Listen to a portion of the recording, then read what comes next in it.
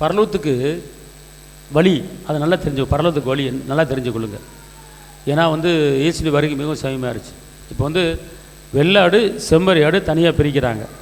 பிரித்து செம்மறி ஆடை பார்த்து பேசுகிறாரு, பரலோகத்துக்கு போங்கிறார். வெள்ளாடை நரகத்துக்கு போங்கிறார். அப்போ செம்மறி ஆடு கேட்குது, செம்மறி ஆடு விசுவாசி கேட்குறாங்க, நாங்கள் பரலோகத்துக்கு போகிறதுக்கு நான் என்ன செஞ்சுருக்கணும் அப்படின்னு கேட்கும்போது, நான் பசியாக இருந்தேன், எனக்கு சாப்பாடு கொடுத்தீங்க. நான் பலவீனமாக இருந்தேன், என்னை பார்க்க வந்தீங்க.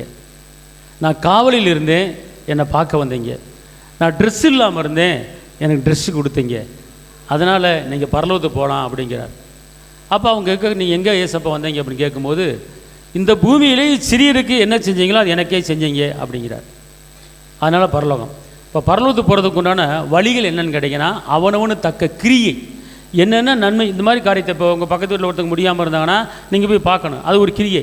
அவங்க சாப்பிடாமல் இருந்தாங்கன்னா அவங்களுக்கு சாப்பாடு கொடுக்கணும், அது ஒரு கிரியை. அப்போ இதெல்லாம் பரலோகத்தில் உங்களுக்காக என்ன செய்யப்போது பொறுக்கி வைக்கப்படும்.